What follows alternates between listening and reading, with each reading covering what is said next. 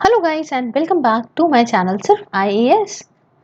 तो यहाँ पे हम विजन आईएएस की पीटी 365 जो कि गवर्नमेंट स्कीम की उसे कंटिन्यू करते हुए आज आपके सामने इसका पार्ट 25 कवर करने जा रहे हैं। तो आइए शुरू करने से पहले चैनल को सब्सक्राइब कर लीजिए, बेल आइकन को प्रेस करिए ताकि आपको रेगुलर अपडेट्स मिलती रहें। अब इसके अंदर हम ministry of labour and employment को कवर कर रहे हैं।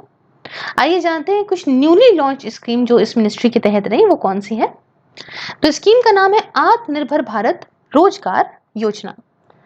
इसका उद्देश्य भी जानेंगे, इसके फीचर्स भी जानेंगे। बहुत ही अमेजिंग स्कीम है। बट उसके पहले थोड़ा सा अनअकैडमी के कॉम्बो ऑफर्स को जान सकते हैं। देखिए जीएस के साथ अगर आप ऑप्शनल ले रहे हो तो बहुत ही अमेजिंग कॉम्बो प्राइस आया है जिसमें एक साल में आपको करीब 28,000 रुपए तक बच सकते हैं। और अगर आप 3 साल है आपके पास तो बहुत अच्छा 52,000 रुपए तक आप बचा सकते हो। प्राइस बहुत जल्दी हाइक हो जाएगा। अभी अगर आप सिर्फ आईएएस कोड का यूज करोगे तो डिस्काउंट भी अवेल कर पाओगे। नया बैच आज 8 सितंबर से शुरू हो रहा है। वैसे तो हर वेंसडे होता है लेकिन फिलहाल 8 सितंबर से नया शुरू हो रहा है। 2022 के बैच की पूरी शेड्यूलिंग आप देख सकते हैं किस तरह से करी हुई, डिसिप्लिन मैनर में, बायलिंगुअल या हिंदी जो भी लेना चाहते हैं आप ले सकते हैं। हिंदी मीडियम वालों के लिए बहुत अच्छा अवसर है ये। और 2 इयर्स की प्रिपरेशन अगर 2023 तक के लिए कर रहे हो तो अगर आप देखो भाई कितनी प्यारी शेड्यूलिंग पहले से करी हुई है, डिसिप्लिन मैनर में सारा काम हो जाएगा। लैंग्वेजेस देख सकते हो आप, 360 डिग्री करंट अफेयर कवरेज है प्रीलिम्स के लिए। और इंडिया के टॉप एडुकेटर्स पढ़ा रहे हैं, कोई एरा गहरा नहीं है। इनसे आप पूछ सकते हो, आपका कोई भी डाउट है रेज योर हैंड का ऑप्शन है। आप क्लास में, लाइव क्लास में अपने डाउट को पूछ सकते हो। प्लस और आइकॉनिक दोनों में ही जो भी चीजें प्रोवाइड हो रही है वो इस पाई चार्ट के थ्रू आपको पता चलेंगे। अब आप कहोगे मैम फाइनेंशियल प्रॉब्लम, तो भाई उसका सोल्यूशन भी अनअकैडमी ने निकाल दिया है। लोन प्रोवाइड कर रहा है यूपीएससी के लिए, 0 processing fee, 0 interest rate, approval. कितना बढ़िया है। 10% डिस्काउंट मिलेगा अगर आप सिर्फ आईएएस यूज करोगे। तो आप समझ रहे हो ना। 20 बुक्स जिसे क्रिएट किया है बेस्ट यूपीएससी एक्सपर्ट के द्वारा, करीब 10,000 रुपए की कॉस्ट है। लेकिन अगर आप परचेस करते हो एक साल से ज्यादा का सब्सक्रिप्शन तो आपको फ्री मिल रही है। देखिए कुछ खास प्राइस नहीं है, यू कैन सी दिस। ये है हमारे प्लस के प्राइस और ये है हमारे आइकॉनिक के प्राइस। तो मैं तो आपसे बोलूंगी कि आप फटाफट से सिर्फ आईएएस कोड का यूज करके आप अवेल कर लीजिए, बिकॉज इतने अच्छे प्राइस में इतना कुछ कहीं नहीं पाएंगे। ठीक है, तो अब बैक टू टॉपिक आते हैं। आत्मनिर्भर भारत रोजगार योजना की हम बात कर रहे थे। तो ऑब्जेक्टिव अगर आप बोलोगे कि मैम इसका क्या है, तो मैं एक ही शब्द बोलूंगी कि भाई कोविड-19 के बाद बहुत लोग हो गए बेरोजगार। तो बहुत जरूरी है कि फॉर्मल सेक्टर में एम्प्लॉयमेंट और ज़्यादा जनरेट हो। तो इसी के लिए यहाँ पे एम्प्लॉयमेंट जनरेट हो, नए एम्प्लॉयमेंट अपॉर्चुनिटीज आए, इसके लिए इंसेंटिवाइज किया जा रहा है। बूस्ट करने के लिए इंसेंटिव्स वगैरह सरकार दे रही है। ये है उद्देश्य। तो फीचर्स क्या है? फीचर ये है कि सबसे पहली बात तो सेंट्रल सेक्टर स्कीम है। दूसरा ये कि इसे 2020 से लेके 2023 तक के लिए जो है लॉन्च किया गया है। इस पीरियड के लिए आत्मनिर्भर भारत पैकेज 3.0 के तहत। तीसरी बात कि ऐसे इस्टेब्लिशमेंट जहां पे 1000 एम्प्लॉयज तक है वहां पे सरकार क्या करेगी, सरकार चाहे वो एम्प्लॉयज और चाहे वो एम्प्लॉयर दोनों ही कंट्रीब्यूशन जो होता है वेजेस के अंदर, मतलब ये समझिए यहाँ पे कि जो आपका एम्प्लॉयज प्रोविडेंट फंड होता है ना, उसमें थोड़ा पैसा एम्प्लॉयज जो है कंट्रीब्यूट करते हैं, थोड़ा एम्प्लॉयर करता है। लेकिन सरकार यहाँ पे दोनों ही पैसा कंट्रीब्यूट करेगी। किसके रिस्पेक्ट में? In respect of new employees for 2 years. मतलब जो नए एम्प्लॉयज होंगे उनके लिए अगले 2 सालों तक सरकार पैसा यहाँ पे कंट्रीब्यूट करेगी। मतलब ऐसे एम्प्लॉयज जो 1 अक्टूबर 2020 से लेके अप टू जून 30 2021 नए वाले बीच के एम्प्लॉयज है, इनके लिए 2 साल तक दिए जाएंगे। दूसरी बात, कैसे इस्टेब्लिशमेंट जहां पे 1000 से ज्यादा एम्प्लॉयज हैं वहां पे क्या होगा, वहां पे सरकार सिर्फ एम्प्लॉयज ईपीएफ मतलब एम्प्लॉयज प्रोविडेंट फंड के अंदर कंट्रीब्यूट करेगी, है ना, in respect of new employees for 2 years. ये समझिएगा, वहां पे एम्प्लॉयर वाला नहीं देगी क्योंकि ज्यादा हो जाएंगे ना, 1000 से ज्यादा हो जाएंगे, इतना पैसा कहां से आएगा। तीसरे नंबर पे बेनिफिशियरीज, किनको किनको फायदा मिलेगा। तो employees with less than 15,000 monthly wages, ऐसे एम्प्लॉय जिनकी 15,000 से कम जो है सैलरी है और या ऐसे कोई काम नहीं कर रहे किसी भी स्टैब्लिशमेंट में जो रजिस्टर्ड हो एम्प्लॉयज प्रोविडेंट फंड ऑर्गेनाइजेशन मतलब ईपीएफओ के साथ में बिफोर 1 अक्टूबर 2020। तो बस इतना कुछ है यहाँ पे, ये इनका फायदा उठा सकते हैं। और ईपीएफओ मतलब एम्प्लॉय प्रोविडेंट फंड ऑर्गेनाइजेशन ये काम करेगा, shall work out modality to ensure that there is no overlapping of benefits. मतलब ये समझो ऐसा ना हो कि हर एक इंसान को सारे फायदे मिल जाएं। मतलब यहाँ पे जो भी आत्मनिर्भर भारत रोजगार योजना के अंदर फायदे मिल रहे हैं, तो दूसरी कोई स्कीम अगर इम्प्लीमेंट हो रही है ईपीएफओ के द्वारा, तो ये समझ लीजिएगा कि उसके साथ ओवरलैप ना हो चीजें, ठीक है, जिसको एक इंसान को एक फायदा ही मिले। तो ये कुछ कहानी आत्मनिर्भर भारत रोजगार योजना की। नेक्स्ट है कुछ मॉडिफाइड स्कीम्स हैं, कुछ ऐसी स्कीम्स हैं जिनमें थोड़ा सा बदलाव लाया गया है लेकिन पुरानी स्कीम्स हैं। उनमें से एक स्कीम है अटल बीमित व्यक्ति कल्याण योजना। बहुत सुना होगा, अगर पहले से प्रिपरेशन कर रहे हैं तो स्कीम के बारे में काफी सुना होगा आपने। स्कीम का उद्देश्य क्या है, ऑब्जेक्टिव क्या है? ऑब्जेक्टिव ये है कि unemployment benefit is paid to workers covered under employees state insurance scheme. देखिए, अनएम्प्लॉयमेंट बेनिफिट दिया जाएगा, अनएम्प्लॉयमेंट फायदा बेनिफिट दिया जाएगा उन वर्कर्स को जो एम्प्लॉइज स्टेट इंश्योरेंस स्कीम के तहत कवर होते हैं, है ना। अटल बीमित व्यक्ति कल्याण योजना है ना। फीचर्स क्या है समझते हैं। तो पहला फीचर ये है कि ये देखो एक वेलफेयर मेजर है ना, कि भाई भला हो। एम्प्लॉइज स्टेट इंश्योरेंस कॉर्पोरेशन के द्वारा इंप्लीमेंट करा गया ये एक वेलफेयर मेजर है, समाज के भले के लिए है। और ये कैश का, मतलब ये कैश का कंपनसेशन देता है वर्कर्स को cover under employees state insurance scheme. जो वर्कर्स इस स्कीम के तहत आते हैं उनको कैश में कंपनसेशन देता है, जहां पे भी मतलब when they are rendered unemployed, जब ये अनएम्प्लॉयड होते हैं तो भाई इनको कंपनसेशन मिलता है। अब ये जो एम्प्लॉयज स्टेट इंश्योरेंस स्कीम है, इसका एम ये है कि एम्प्लॉयज को प्रोटेक्ट करना against the impact of incidences of sickness.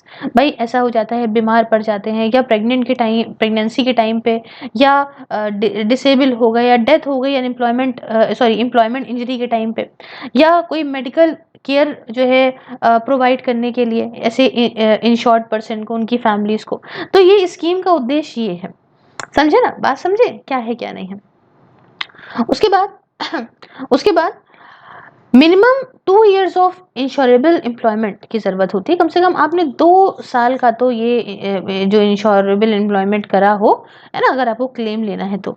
अच्छा खैर, ये सब तो कहानी थी। अभी मैंने बात करी ना मॉडिफाइड, तो रिसेंटली क्या चेंजेस हुए हैं। स्कीम को इंट्रोड्यूस करा गया था 1/7/2018 के बाद, और इस स्कीम को इम्प्लीमेंट करा गया था पायलट बेसिस पे 2 सालों के लिए। स्टार्टिंग में तो ये था 2 सालों के लिए चलाएंगे, लेकिन स्कीम को 20 जून 2021 तक के लिए एक्सटेंड कर दिया गया था।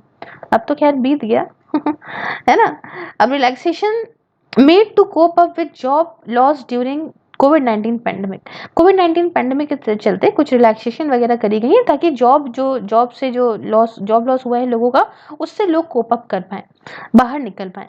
जैसे कि पहला, payment of relief enhance to 50%, ठीक है। पहले 25% था, अब 50% कर दिया गया है एवरेज वेजेस का, कि ये मैक्सिमम 90 डेज ऑफ अनएम्प्लॉयमेंट तक दिया जाएगा, ठीक है। उसके बाद क्लेम्स जो है वो अब डायरेक्टली फाइल करे जा सकते हैं वर्कर के द्वारा। वर्कर डायरेक्टली क्लेम फाइल कर दे। पहले क्या था कि ये जो लास्ट एम्प्लॉयर था वो करता था, अब ये वर्कर खुद कर लेगा, अपने लिए आवाज उठा लेगा। तीसरे नंबर पे, relief becoming payable after 30 days of unemployment. पहले 90 डेज था, अब अगर आप 30 दिन अनएम्प्लॉयड है तो आपको उसके बाद ही से पैसा मिलना शुरू हो जाएगा। और बेनिफिट जो है वो सेटल हो जाएगा 15 दिनों के भीतर। जैसे आपने एप्लीकेशन लगाई, एप्लीकेशन के 15 दिन के भीतर आपका काम शुरू, ठीक है। और enhance relief will be payable during 24 March 2020 to 31 December 2020। तो ये कुछ बातें हैं इसके तहत। अब कुछ दूसरी स्कीम्स जो कि न्यूज में रही उनके बारे में भी जानते हैं। जैसे कि पहली है national child labour project scheme. ये क्या है, देखिए न्यूज में क्यों नहीं, पहले जानते हैं। 2021 में international year for the elimination of child labour हो रहा, ठीक है। ये जो 2021 था इसने मार्क करा था international year for the elimination of child labour. तो भाई चाइल्ड लेबर जानते हैं हमारे देश के लिए कितनी बड़ी खराब बात है। हाँ, तो इसका ऑब्जेक्टिव क्या है पहले समझते हैं।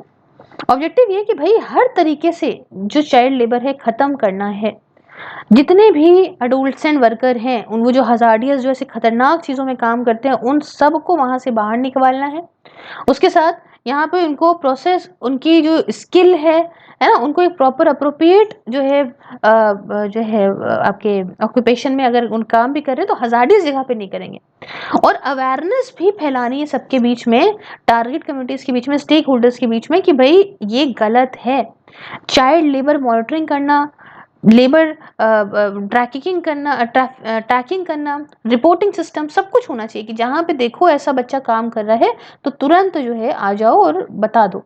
ठीक, अब इसका फायदा किसको मिलेगा, बात आती है बेनिफिशियरी कौन रहेगा। सारे बच्चे जिनकी उम्र 14 साल से कम है वो सारे बच्चे इसके अंदर आएंगे, और ऐसे बच्चे जिनकी उम्र 18 साल से कम है लेकिन ये कुछ हजार्डियस ऑक्यूपेशन मतलब कुछ खतरनाक जगह पे काम कर रहे हैं, समझे। और तीसरा ये कि फैमिलीज जो हैं चाइल्ड वर्कर की वो भी इसकी बेनिफिशियरी होंगी। ठीक है, तो फीचर्स की बात करते हैं। फीचर में सबसे पहली बात ये है कि एक सेंट्रल सेक्टर स्कीम है।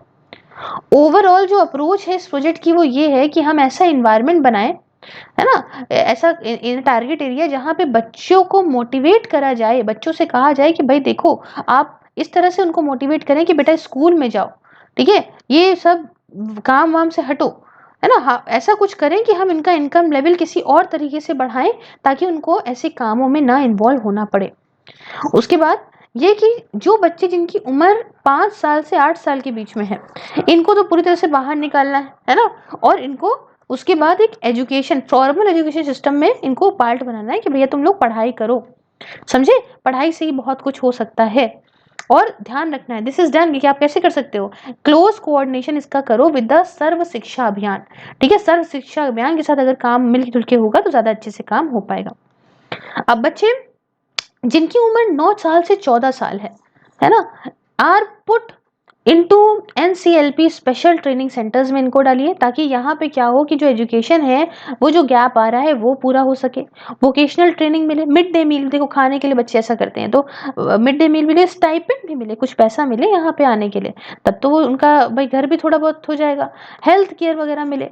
ठीक है ना, फॉर्मल एजुकेशन सिस्टम में डालने से पहले आप इन सब चीज़ों को पहले से इनको थोड़ा सा ये करवाओ ताकि उनको भी तो लगे कि हाँ चलो हमको सब कुछ मिल रहा है, खाना पीना थोड़ा बहुत पैसा, ताकि हमको कुछ उम्मीद है यहाँ पे फालतू में हजार्डियस जगह ना जाने की। ठीक है ना, फंड्स डायरेक्टली दिए जाएंगे डिस्ट्रिक्ट प्रोजेक्ट सोसाइटीज़ को, है ना। उसके बाद फिर ये जो मतलब जो ऐसी सोसाइटीज़ जो इंगेज करती हैं इन फंड्स वगैरह को आपका और एलोकेट करेंगी फंड्स को एनजीओज को या ऐसी एजेंसीज को जो इन लोगों बच्चों के लिए काम कर रही हैं, सिविल सोसाइटी ऑर्गेनाइजेशन वगैरह को, ताकि स्पेशल ट्रेनिंग सेंटर्स चलाए जा सकें। ठीक है, और सुनिए एक ऑनलाइन पोर्टल रहेगा इसी के लिए प्रॉपर बनाया जाएगा, उसका नाम है पेंसिल, बहुत बढ़िया है, फुल फॉर्म है platform for effective enforcement for no child labour. ठीक है, इसको डेवलप करा गया ताकि जो एनसीएलपी है उसे सक्सेसफुल बनाए, अच्छे से मॉनिटरिंग करें, देखें कि भाई वर्क विद ट्रांसपेरेंसी रहे, ऐसा कुछ घपला ना होने लग जाए। और इसके अंदर 5 कंपोनेंट हैं। पहला कंपोनेंट है चाइल्ड ट्रैकिंग का, चाइल्ड ट्रैकिंग सिस्टम होगा। दूसरा होगा कंप्लेंट कॉर्नर, तीसरा होगा स्टेट गवर्नमेंट का, चौथा होगा एनसीएलपी, और पांचवा होगा कन्वर्जेंस। और स्टेट गवर्नमेंट के लेवल पे क्या काम होगा, राज्य की सरकार के लेवल पे जो मॉनिटरिंग है इसे करा जाएगा स्टेट रिसोर्स सेंटर के द्वारा, जो इस्टेब्लिश होगा एट स्टेट लेबर डिपार्टमेंट में। ठीक है, और डिस्ट्रिक्ट लेवल पे क्या होगा, डिस्ट्रिक्ट लेवल पे डिस्ट्रिक्ट नोडल ऑफिसर्स होंगे, इनको नॉमिनेट करेंगे ताकि देखें जो भी कंप्लेन आती है डिस्ट्रिक्ट के रेफरेंस में वो उसको डील करेंगे। जो मैंने बताया ना कुछ स्टाइपेंड पे दी जाएगी बच्चों को, तो जो स्टाइपेंड दी जाएगी बच्चों को ये मॉडुलर बेसिस पे होगी, minimum of 3 months through direct benefit transfer, मतलब सीधा अकाउंट में आएगी, इधर उधर से कहीं से होके नहीं जाएगी।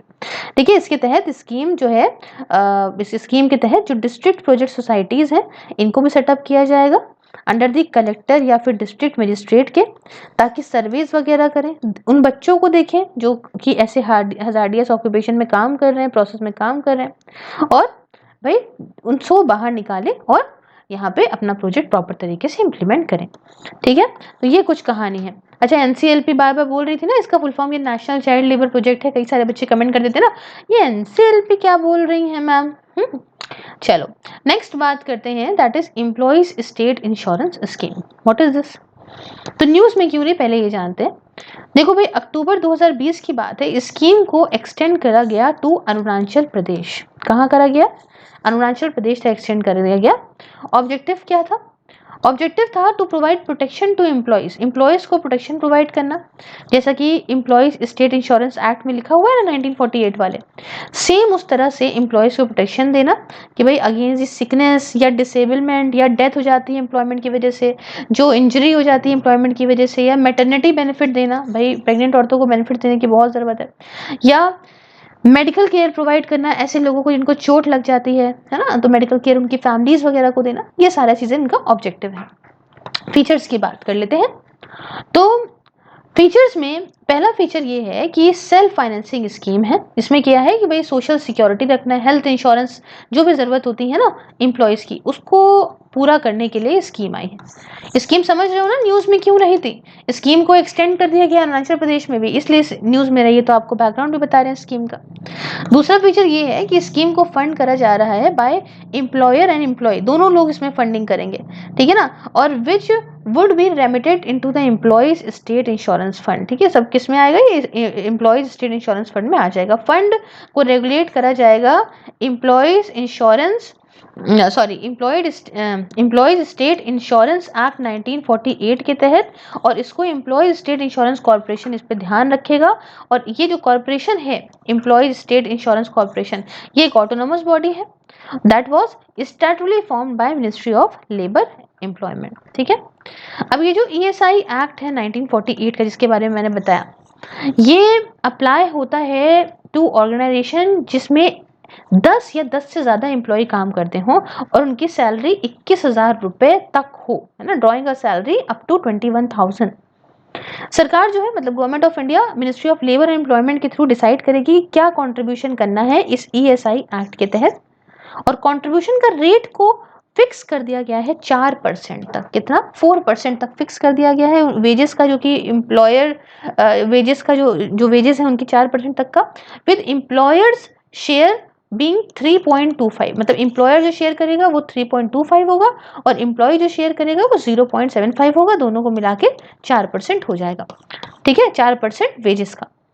ये सीजनल फैक्ट्रीज पे एप्लीकेबल नहीं है, या फैक्ट्रीज जो हो कि ब्लेंडिंग वगैरह करती है ना, पैकेजिंग या रीपैकिंग करती है ना, टी की, कॉफी की, कोई भी ऐसा प्रोसेस का वाला काम करती है ना, जैसे कि सेंट्रल गवर्नमेंट के द्वारा एम्प्लॉय करा हो, उन सब पे एप्लीकेबल नहीं है। इतने सारे बेनिफिट्स के साथ भी एम्प्लॉयज जो कवर होंगे इस ESI स्कीम के तहत, इनको अनएम्प्लॉयमेंट अलाउंस भी, मतलब बेरोजगारी भत्ता भी मिलेगा अटल बीमित व्यक्ति कल्याण के तहत, योजना के तहत, और राजीव गांधी श्रमिक कल्याण योजना के तहत। ये जो मैंने ऊपर अटल बीमित व्यक्ति कल्याण योजना बताई ना आपको, ठीक है, तो ये भी फायदा इनको मिलेगा। तो हमने कुछ बहुत ही अच्छे स्टेप्स के बारे में बात करी है ministry of labour and employment के बारे में। आई होप आपको समझ में आया होगा। नेक्स्ट मिनिस्ट्री की तरफ बढ़ते हैं, जो कि ministry of micro small and medium enterprises है, मतलब MSME। अब इसमें क्या है? अब इसमें कोई नई स्कीम की बात नहीं कर रहे हैं, इसमें कुछ मॉडिफाइड स्कीम्स हैं, उन्हीं की बात करेंगे। जैसे कि पहली है interest subvention scheme for MSME। क्या है इसमें, क्या बदलाव है, सब समझेंगे। फिलहाल ऑब्जेक्टिव जानते हैं इसका क्या है। पहला तो ये है कि प्रोडक्टिविटी बढ़ानी है मैन्युफैक्चरिंग और सर्विस इंटरप्राइजेस में। ठीक है, तो पहला उद्देश्य तो ये है इनका। दूसरा ये है कि इंसेंटिव देना है MSMEs को, है ना, ताकि वो ऑन बोर्डिंग कर सके on GST in order to encourage the growth in the economy, thereby enabling the reduction in the cost of credit to the MSME। भाई सस्ता लोन दोगे तो काम जल्दी अच्छे से कर सकते हैं। ठीक, फीचर की बात करते हैं। तो पहला फीचर तो यही है कि एक सेंट्रल सेक्टर स्कीम है। दूसरा ये है कि स्कीम 2% इंटरेस्ट सबवेंशन देती है फ्रेश या इंक्रीमेंटल लोन्स पे।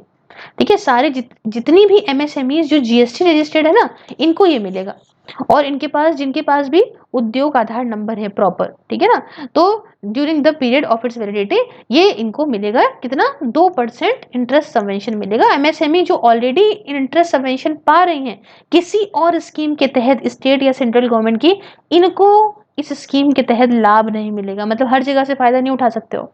ठीक, स्कीम जो कवरेज है स्कीम का वो लिमिटेड है सिर्फ टर्म लोन के लिए, वर्किंग कैपिटल के लिए to the extent of 100 lakh रुपए तक।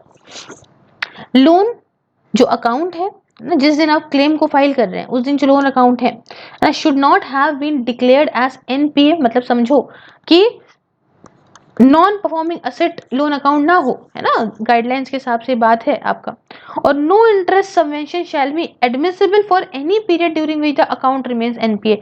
जितने टाइम आपका अकाउंट एनपीए रहेगा, नॉन परफॉर्मिंग असेट वाला अकाउंट रहेगा, आपने पैसा नहीं दिया है, उतने पीरियड तक के लिए आपको कोई भी सबवेंशन, इंटरेस्ट सबवेंशन नहीं दिया जाएगा। इतना समझ लीजिएगा, हर तरफ से फायदा नहीं उठा सकते आप, ठीक है। सिडबी इसकी जो है वो नोडल एजेंसी है for the purpose of channelizing interest subvention to the various lending institution. भाई कहाँ से इंटरेस्ट सबवेंशन मिलेगा जरा बताना।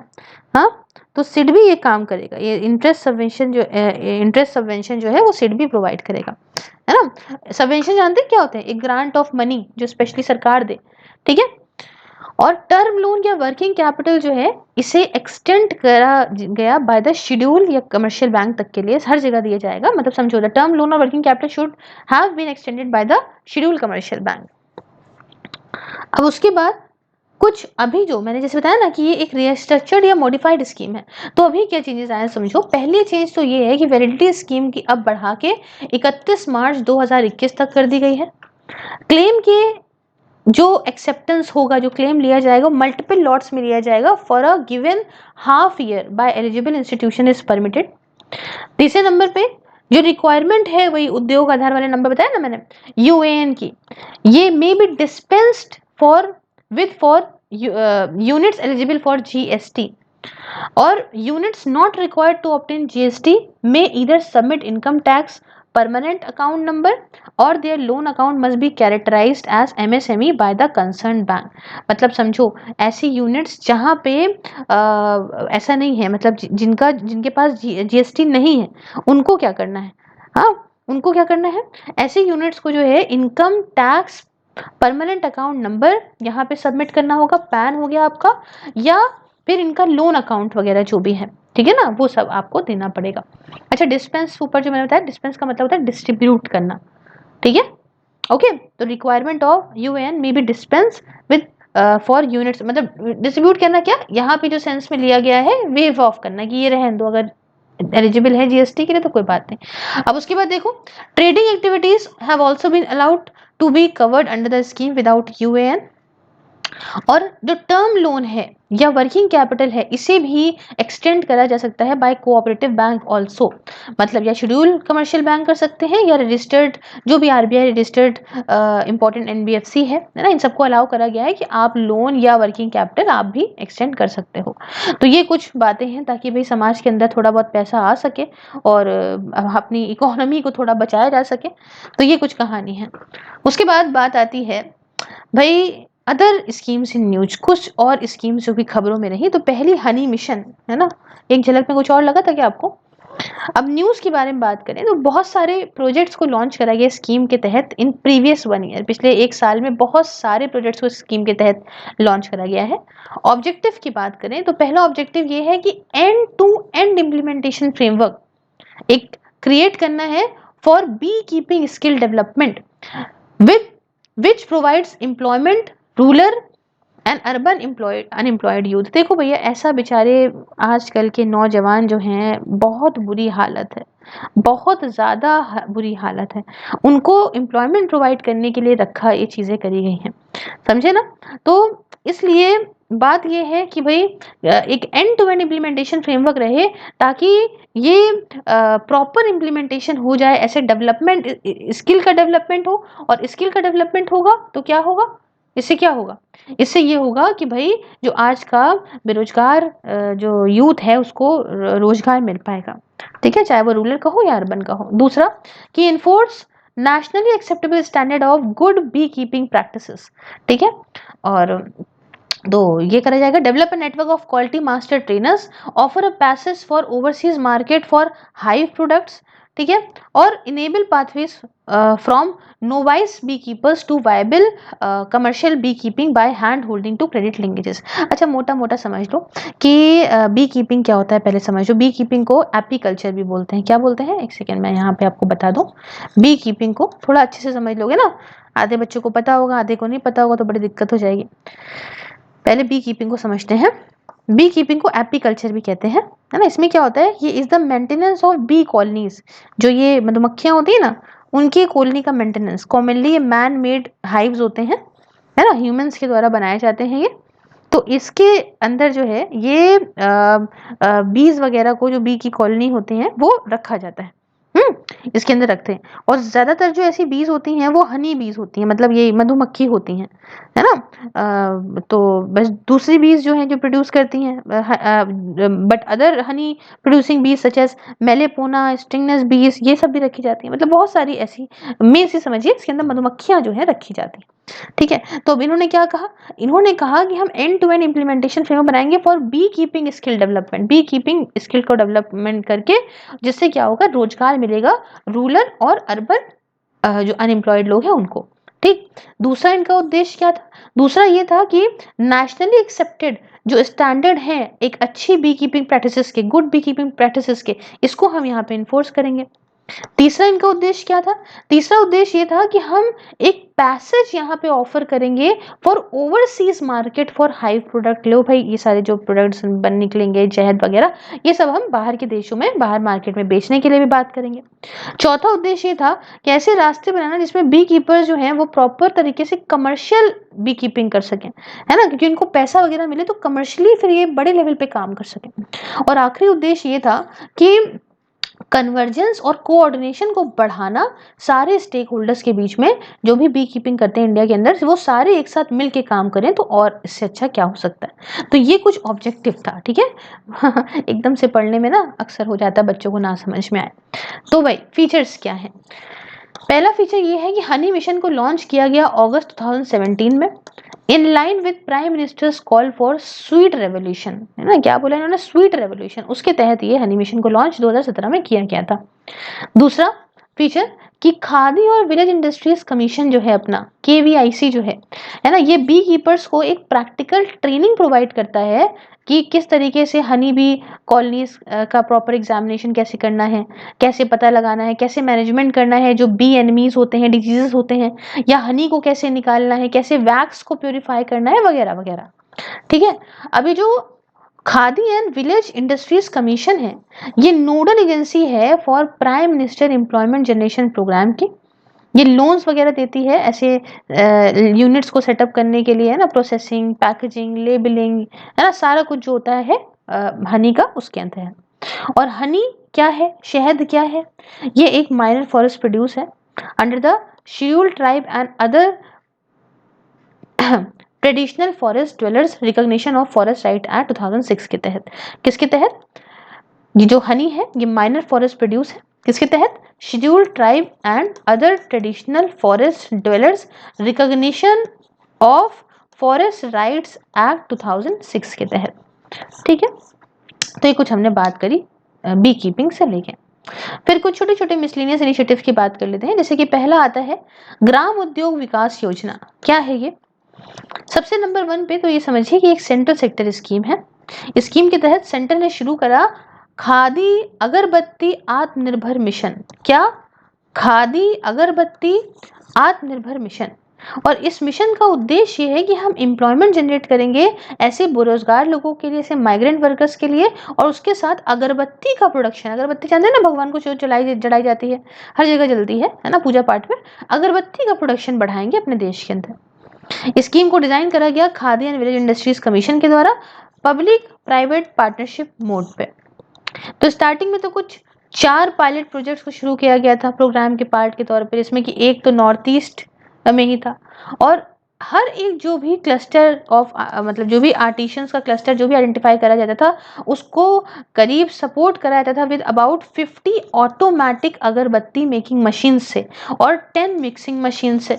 मतलब एक जैसे खूब सारे यहाँ पे आर्टिशंस हैं, ठीक है, अभी सब अगरबत्तियाँ बनाना चाहते हैं, तो इनको सपोर्ट कैसे दिया जाएगा, इनको 50 जो है वो तो अगरबत्ती मेकिंग मशीन, ऑटोमेटिक अगरबत्ती मेकिंग मशीन दी जा रही थी, और 10 इनको मिक्सिंग मशीन दी जा रही थी।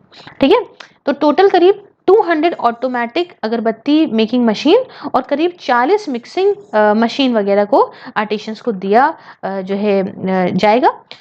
और ये KVIC जो है ना, khadi and village industries commission, ये करीब 25% सब्सिडी भी देगी, जो भी कॉस्ट आएगी ना मशीन की उसके ऊपर, और बाकी का जो 75% है वो आर्टिशन से लिया जाएगा। मान लो 100 रुपए की मशीन है तो 25% उन्होंने सब्सिडी दे दी, 75% आर्टिशन दे देगा, और वो भी एक साथ नहीं देना है, मंथली इंस्टॉलमेंट में दिया जाएगा, है ना। कोई दिक्कत नहीं है, सारा का सारा फायदा उसको मिलेगा जो भी फायदा मिल रहा है अगरबत्ती मैन्युफैक्चर करके। और इसके साथ भाई विलेज की इंडस्ट्री भी डेवलप होगी इस ग्राम उद्योग विकास योजना के तहत। एक बात यहाँ याद रखिएगा, नोट में है कि जो सेंटर है इसने पहले क्या किया था ना, अगरबत्ती आइटम को फ्री ट्रेड की कैटेगरी में डाला था, है ना। Item from free trade to restricted trade कर दिया गया था इंपोर्ट पॉलिसी में।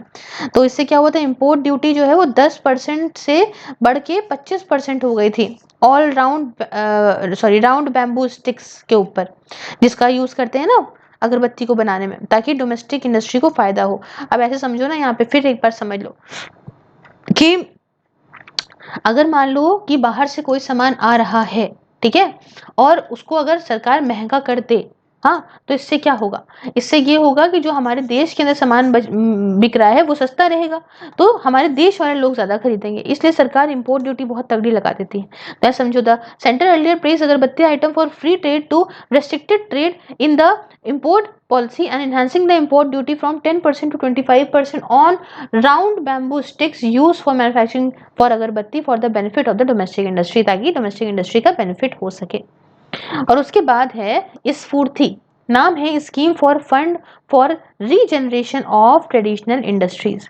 तो ये क्या है, ये एक सेंट्रल सेक्टर स्कीम है, लॉन्च करी गई 2005 में, ताकि पूरा ट्रेडिशनल इंडस्ट्रीज का जो क्लस्टर डेवलपमेंट हो सके, जैसे खादी हो गया, कॉयर हो गया, विलेज इंडस्ट्रीज हो गए, ये सब का।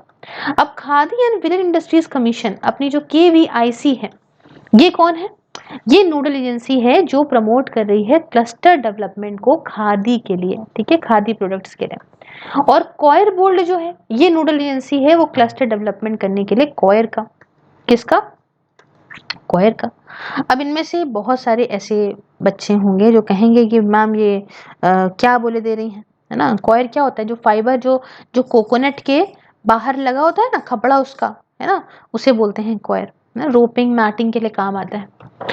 अच्छा, उद्देश्य क्या है इस स्फूर्ति का, ऑब्जेक्टिव ये है कि हमें यहाँ पे ट्रेडिशनल इंडस्ट्रीज को अपने देश को बढ़ाना है, ट्रेडिशनल इंडस्ट्रीज को ज्यादा कॉम्पिटिटिव बनाना है, मार्केट ड्रिवन बनाना है, प्रोडक्टिव बनाना है, प्रॉफिटेबल बनाना है, लोकल गवर्नेंस सिस्टम को इंडस्ट्री क्लस्टर्स के और मजबूत बनाना है ना, जिसमें लोकल स्टेक होल्डर्स का पार्टिसिपेशन बढ़िया हो, ताकि डेवलपमेंट और अच्छा हो सके, ठीक है। उसके साथ यहाँ पे इनोवेटिव और ट्रेडिशनल स्किल को और अच्छा करना है, टेक्नोलॉजी को अच्छा करना है, प्रोसेस को और एडवांस बनाना है, मार्केट इंटेलिजेंस और new models of public private partnership को और अच्छा करना है, ताकि क्या हो भाई, देखो ट्रेडिशनल इंडस्ट्रीज को बढ़ाने के लिए बहुत ज़रूरी है, क्लस्टर बेस्ड ट्रेडिशनल इंडस्ट्रीज को बढ़ाने के लिए ऐसे मॉडल का हम यूज़ करते जाएंगे तो हमारे देश के अंदर भी कुछ अच्छी चीज़ें हो सकेंगी। इट इज़ वेरी इंपॉर्टेंट, ठीक है। तो यहाँ तक ही रखते हैं, बहुत लंबा हो जाएगा, और कुल मिला के आई थिंक 30 पेजेस और, है ना। तो आप मान के चलो 5 पार्ट और, थोड़ा सा सपोर्ट करिएगा, मैं फटाफट से डाल देती हूँ।